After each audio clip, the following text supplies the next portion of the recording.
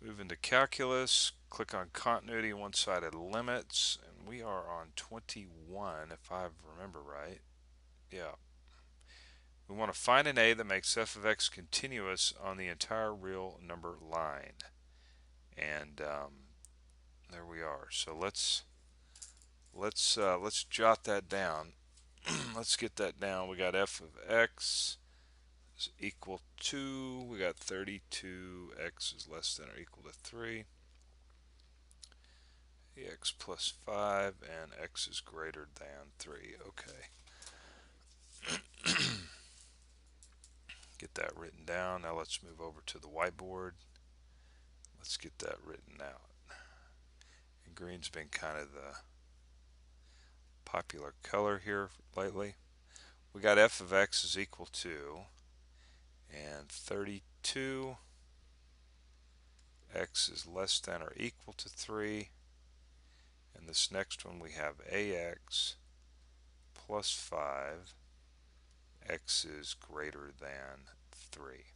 So we got to look at the three conditions, and the three conditions are, now I guess first off I should say we're concerned at where this graph meets up, and that would be at 3 right here. Okay, that's where the graph is actually meeting up. And so that's what's important.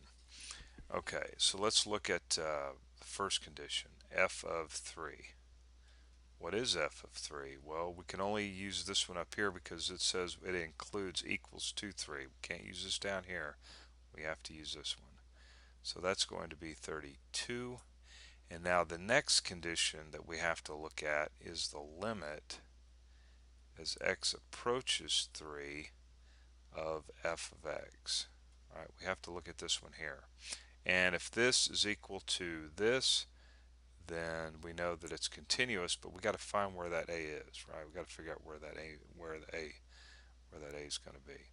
And so this guy right here, we're going to have to look at the limit coming in from the left and the limit coming in from the right. So coming in from the left, we're going to use this one, which is just 32, and we know when we take that limit, the limit of a constant is the constant, and then we got to look at it coming in from the right hand side, coming in from the right, and that's going to be ax plus 5. So what I'm going to do now is just do some direct substitution. So we end up with 3a plus 5. Now, in order for this limit to exist, they must both be equal to each other. And we can do that. Let's just do that right here. So 32, set them both equal to each other. And then solve for a in this problem. That's all you got to do. So bring the 5 over, so we have 32 minus 5, and then multiply both sides by 1/3. I guess I should probably actually do some math here. What is that going to be? 27? 27 over 3. Not skipping any steps. And that's 9. Is that right? A is equal to 9. I forgot how to do my basic math. Surely not. 27, yeah.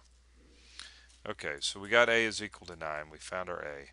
So if we plug our 9 in right here, we can now say that this thing is continuous.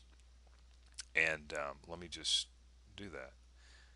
X is 3, so we end up with 9x plus 5. And if we did direct substitution, we'd have 9 times 3 plus 5, and that's what, 27, and 27 and 5 is 32. And as you can see, this number is the same as that number, because remember, these two have to be equal to each other. That's the third condition that must be met. And if they're equal, then we know that this thing is continuous. So a turns out to be, once again, what did we say a was? 9? Wait a minute. Yeah, a was 9. Okay, that almost looks like a 9 if I extended it a little bit.